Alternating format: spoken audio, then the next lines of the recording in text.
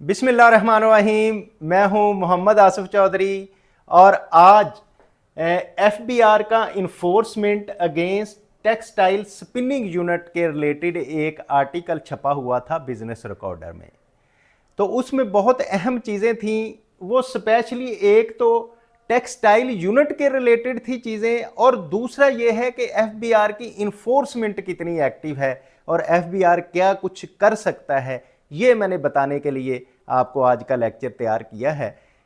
क्योंकि आजकल एफबीआर ना सिर्फ इन्फोर्समेंट कर रहा है टेक्सटाइल यूनिट पे, बल्कि इसके रिलेटेड भी खबरें आ रही हैं कि जितने भी शॉपकीपर हैं, हॉस्पिटल्स हैं या ऐसे अदारे हैं जो कैश से अपना लेन देन कर रहे हैं, उनको डिजिटल इनवॉइसिंग में आना पड़ेगा।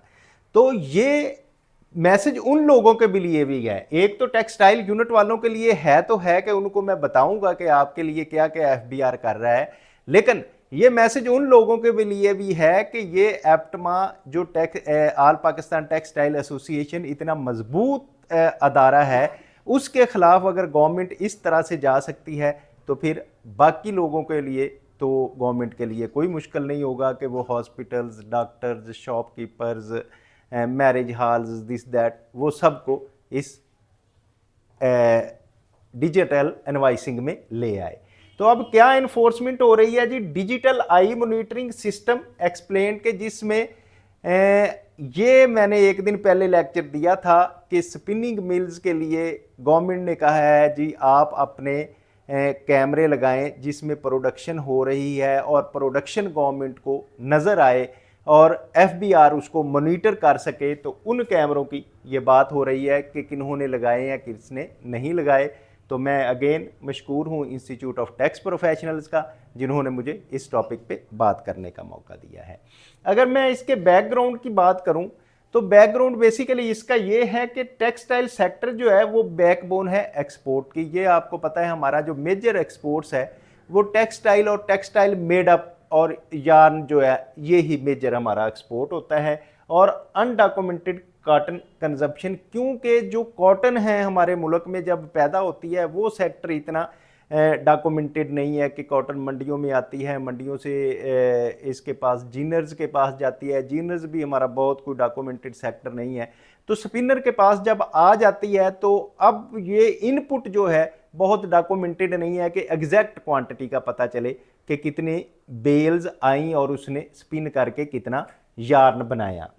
और दूसरा ये है कि causes sale tax leakage during the spinning stage. तो स्पिनिंग स्टेज पे क्योंकि सेल्स टैक्स का इफेक्ट उधर से आना शुरू होता है तो वहां से फिर सेल टैक्स की लीकेज स्टार्ट हो जाती है और आगे यही एक बड़ा सेक्टर है। इसके बाद जब ये जाती है वीवर के पास तो वो भी जो खड्डियां लगी हुई हैं वो बहुत सारे डॉक्यूमेंटेड सेक्टर नहीं है, उससे फिर आजम मार्केट या बड़ी मार्केट्स जो हैं कपड़े की उसमें चली जाती हैं और उस मार्केट से फिर जो दुकानों पे आ जाती हैं। तो वो सेक्टर जो एक जिसको कवर किया जा सकता है वो स्पिनिंग स्टेज है, जिससे गवर्नमेंट अगर अच्छा चेक लगा ले तो वो उसको डॉक्यूमेंटेड किया जा सकता है। तो FBR introduce a video analyst monitoring. तो इसीलिए एफबीआर ने, क्योंकि ये एक स्टेज है जहां से सारी डॉक्यूमेंटेशन स्टार्ट हो सकती है कि पिछला जो है उसकी भी डॉक्यूमेंटेड हो जाएगी और अगला भी हो जाएगा जब उस स्टेज पे एक चेक लग जाएगा। तो इसलिए एफबीआर ने वीडियो मॉनिटरिंग जो है इसकी स्टार्ट कर दी थी और वो इनको कहा था कि आप अपने कैमरे लगवाएं। तो व्हाट इज़ द डिजिटल आई, क्या होगी इसमें, होगा कैसे, चेक कैसे करेगी? तो video analyst monitoring system for the production surveillance. तो इसमें जो प्रोडक्शन हो रही होगी उसमें चेक किया जाएगा कि ये कोई चोरी तो नहीं हो रही। प्रोडक्शन जो हो रही है वो एग्जैक्ट मॉनिटर होगी कि कितना यार्न, कितने बैग्स, कितनी क्वांटिटी, कितने ट्रक्स पैदा हुए, उसको चेक किया जाएगा। फिर कॉटन बेल्स मूवमेंट ट्रैकिंग, तो कॉटन की जो बेल्स हैं बेसिकली उसकी मूवमेंट है, उसी में से ये घपला मिला है कि अभी, क्योंकि आपको पता है कि ये एक जो कॉटन प्रोड्यूसर है वो बताते हैं कि हमारी टोटल इतनी बेल्स प्रोड्यूस हुई और इंपोर्ट की प्रोड्यूस भी काउंटेड है, लेकिन जब ये हमारे सिस्टम में यार्न बन के आता है तो उसमें बहुत सारी गायब हो जाती हैं, कोई मिलियंस में। तो वो भी मैं आपको बताऊंगा कि ये कॉटन बेल्स की मूवमेंट की ट्रैक होगी और रियल टाइम मॉनिटरिंग होगी कि जैसे भी प्रोडक्शन हो रही है साथ ही एफबीआर को ये रिपोर्ट हो रही होगी। तो इसका ऑब्जेक्टिव क्या होगा, stop the use of undocumented raw material.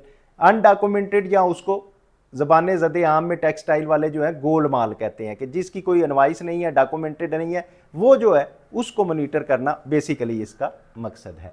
तो अब स्पिनिंग स्टेज को क्यों किया गया कंट्रोल, जैसे कि मैंने आपको पहले बताया कि ये एक बड़ा सेक्टर है जिसको किया जा सकता है। Spinning act as a choke point in the textile supply chain. तो ये एक पॉइंट है जहां से चोक हो सकता है कि इसको अगर डॉक्यूमेंटेड पूरी हो जाए तो फिर आगे भी डॉक्यूमेंटेशन पूरी चलेगी, पिछले को भी चेक हो जाएगा। इसलिए जो है स्पिनिंग स्टेज को हमने लिया है। तो कॉटन का जो फ्लो है आपको पता है वो क्या होता है कि सबसे पहले फार्मर होता है, फार्मर से जिनिंग में आती है, जिनिंग से स्पिनिंग में, स्पिनिंग के बाद फैब्रिक बनता है और फैब्रिक के बाद एक्सपोर्ट हो जाता है या कुछ लोकल मार्केट में चला जाता है। इफ स्पिनिंग मॉनिटर्स हो जाएगी तो लीकेज बेकम डिफिकल्ट, क्योंकि स्पिनिंग में बड़े यूनिट हैं, 400 कुछ यूनिट है जिसमें बहुत सारे सिक हैं, लेकिन 300 यूनिट जो हैं वो एक्टिव हैं और काम कर रहे हैं। तो अब 300 लोगों को मॉनिटर करना इजी है, बजाय इसके कि हम जो हज़ारों लाखों में लगी हुई हैं हमारे पास वीविंग मशीनें लगी हुई हैं या खटियाँ लोकल लगी हुई हैं, वो सारी जो है ना उनको बनाना मुश्किल होगा। तो इसलिए ये 300 यूनिट को करना आसान है। तो अगर हम गोलमाल कॉटन का जो इशू है वो किस तरह से बनता है तो उसकी मैं बात करूं तो a large portion is outside the tax net. क्यों आउटसाइड द टैक्स नेट है, ये इसकी एनुअल कंजम्पशन जो है वो 13 मिलियन बेल्स है। अब 13 मिलियन बेल्स जो है टोटल जो है वो हमारे पास कंज्यूम हो रही हैं, जिसमें लोकल प्रोक्योरमेंट जो है वो 5 to 6 मिलियन होती है और इम्पोर्टेड रिमेनिंग जो है वो इम्पोर्ट हो रही होती है। ठीक है, अब जब इन सारी को करते हैं, टोटल करते हैं, तो बीच में ये होता है कि प्रॉब्लम क्या होता है, around 4 million bales outside the tax net जो कि लॉस करती है टैक्स को। तो अब जब हम टोटल बेल्स का हिसाब लगाते हैं और फिर जब वो आगे सिस्टम में डॉक्यूमेंटेड होती हैं तो बीच में 4 मिलियन जो हैं बेल्स वो गायब हो जाती हैं। तो ये जो एक बड़ा ह्यूज गैप है, huge stage tax revenue leakage हो जाती है, ये 4 बिलियन बेल्स है। इसको बेसिकली नेट में लाने के लिए ये एफबीआर कोशिश कर रहा है कि इसकी मॉनिटरिंग की जाए ताकि जो 4 मिलियन बेल्स हैं वो जो अनडॉक्यूमेंटेड जा रही हैं उनको चेक किया जाए। अब इसकी इन्फोर्समेंट के जो मेजर्स हैं उन मेजर्स को किस तरह से कंट्रोल करेंगे कि नॉन कंप्लाइंस कॉन्सिक्वेंसेस के जो कंप्लाइंस नहीं कर रहे, जो लोग कंप्लाइंस में नहीं हैं और जो नॉन कंप्लाइंट हैं उनको क्या कराया जाएगा, इंपोर्ट एम्बार्गो और बिजनेस सीलिंग कि उसकी एम्बार्गो लगा दी जाएगी इंपोर्ट स्टेज पे कि उनको इंपोर्ट रॉ मटेरियल नहीं करने दिया जाएगा जब तक कि वो अपना कैमरेज नहीं लगाते या डिजिटल अपनी मॉनिटरिंग नहीं करवाते, या फिर उसके बिजनेस को सील कर दिया जाएगा।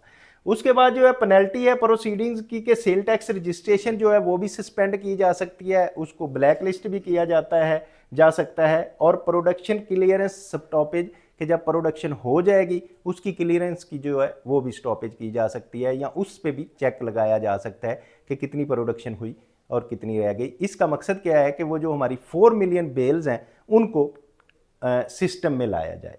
तो अब इसकी डेडलाइन और टाइमलाइंस क्या था, जैसे कि मैंने पहले भी जब ये आई थी डेट तो मैंने आपको बताया था कि टेक्सटाइल सेक्टर की जो है विजिलेंस वो शुरू हो गई है, उसकी डिजिटल मॉनिटरिंग जो शुरू हो गई है, जो कि नवंबर 2025 की डेडलाइन थी और फिर इन्होंने एक्सटेंडेड कर दिया एफबीआर ने दिसंबर 31, 2025 तक।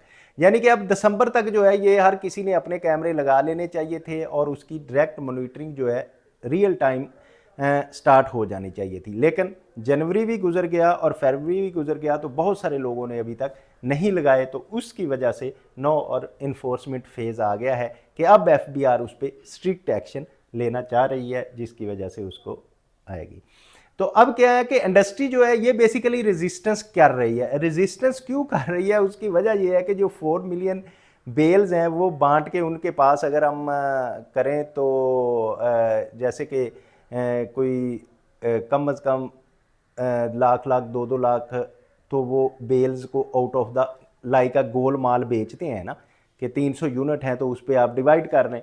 तो अब क्या है कि एप्टमा concerns and Lahore high court litigation में चला गया है इस वजह से जी नहीं हमारे जो है ना इस पे ना लगाया जाए। वजह क्या है, ऑपरेशनल प्राइवेसी हमारी होगी। उसमें प्राइवेसी किस चीज़ की है कि वो जो गोल माल है वो नहीं निकाल सकेंगे, और कंप्लाइंस कास्ट हमारी बनेगी। और इस पे लेकिन हाई कोर्ट ने अभी स्टे नहीं दिया। अब स्टे नहीं दिया तो इसका मतलब है कि एफबीआर के पास ऑप्शन खुली है कि उनको वो करे।